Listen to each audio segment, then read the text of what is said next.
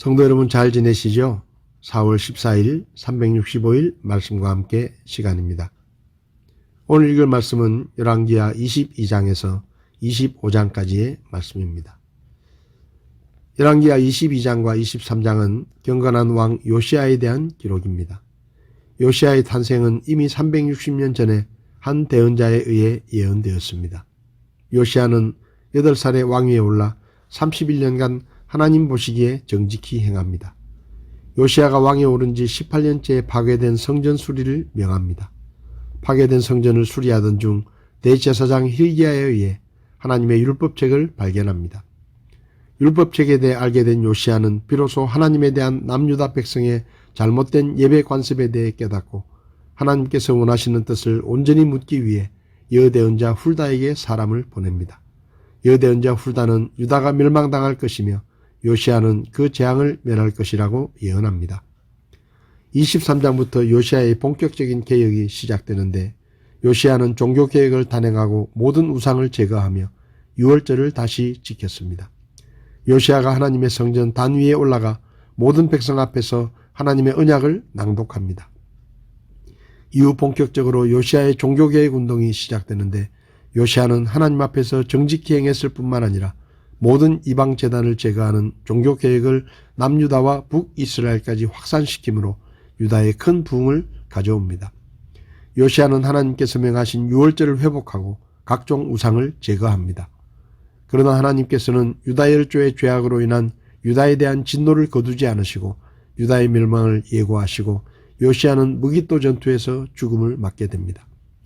요시야에 이어 아들 여호아하스가 왕이 되고 그는 하나님 보시기에 악을 행하며 이집트 왕 느고에 의해 림나에 갇힙니다. 이어 여호야김이 즉위하고 그 또한 하나님 보시기에 악을 행합니다. 24장은 주전 605년경 바빌론 왕 느부갓네살이 팔레스타인에 진출하던 시기를 배경으로 시작해 느부갓네살이 죽던 해까지의 유다 역사를 보여줍니다. 24장에 기록된 왕들은 유다의 마지막 왕들입니다. 하나님의 심판이 시작되어 유다가 바빌론의 1, 2차 침공을 당해 멸망의 길로 들어섭니다. 바빌론의 1차 침입과 여호야김의 죽음 그리고 여호야긴의 즉위가 기록됩니다. 바빌론의 2차 침입으로 여호야긴은 바빌론으로 잡혀가고 여호야긴의 숙부 시드기야를 유다 왕으로 임명합니다. 시드기야 역시 우상숭배의 죄악을 되풀이할 뿐만 아니라 대언자 예레미야의 충고를 무시하고 친이집트 정책을 펼칩니다. 25장에서는 사마리아가 멸망한 지 136년 후에 남유다도 완전히 패망하였음을 보여줍니다. 바빌론의 3차 침입을 하나님의 심판 도구로 이용하십니다.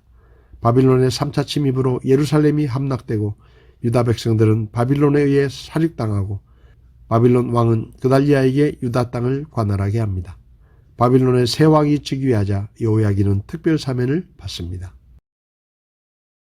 오늘 제 마음에 와닿은 말씀은 열왕기하 23장 25절의 말씀입니다.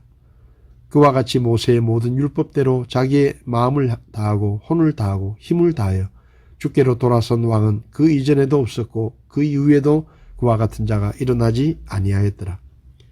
요시야는 남왕국 유다의 16대 왕으로 8살의 왕이 되었는데 이전 왕들의 시대에 부서진 채로 방치되어 있던 성전을 수리하는 과정에서 잃어버린 율법책을 발견합니다. 참으로 다행스럽고 감사한 일입니다. 오랫동안 성전은 부서진 채로 방치되어 있었고 하나님의 말씀이 기록된 율법책이 없었는데도 누구 하나 성전이나 율법책에 관심을 기울이지 않았습니다. 그동안의 유다 백성들은 하나님께 마음을 두지 않았고 하나님을 떠나 우상 숭배를 행하며 하나님의 백성으로서의 거룩함을 상실한 채 살고 있었습니다. 하지만 불행 중 다행히도 왕위에 오른 요시야 왕은 하나님께 마음을 두었습니다. 그래서 성전을 수리하며 그 과정 속에서 율법책을 발견하게 된 것이고 요시야는 되찾은 율법책을 읽었습니다. 하나님의 말씀을 접하며 요시야는 지금 유다 백성들이 고난을 당하고 어려움을 겪는 것은 선조들이 하나님을 섬기지 않고 그 율법책을 지키지 않았기 때문이라는 것을 깨달았습니다. 그래서 요시야는 하나님의 율법을 지키기 위해 거국적인 종교개혁을 일으킵니다. 먼저는 지도자들과 백성들에게 하나님의 율법책을 읽어주었고 이제부터는 마음을 다하고 뜻을 다하여 하나님을 따라 걸으며 그분의 명령과 정언과 법규를 지키고 이 책에 기록된 언약의 말씀들을 수행하겠다고 맹세했습니다. 요시야는 우상 숭배에 사용되는 기물들을 불사르게 하고 우상을 섬기는 제사장들을 쫓아냈습니다.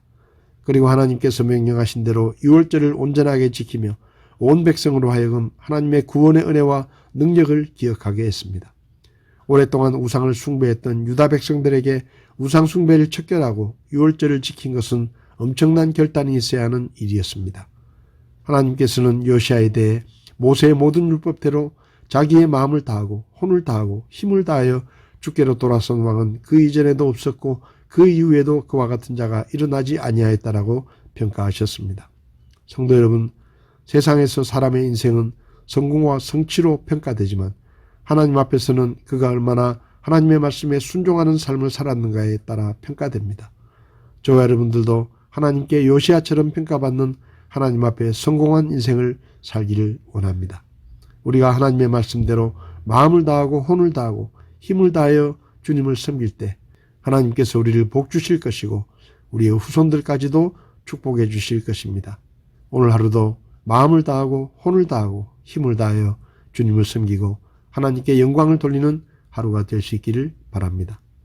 4월 14일 365일 말씀과 함께 오늘도 함께 해주셔서 감사합니다.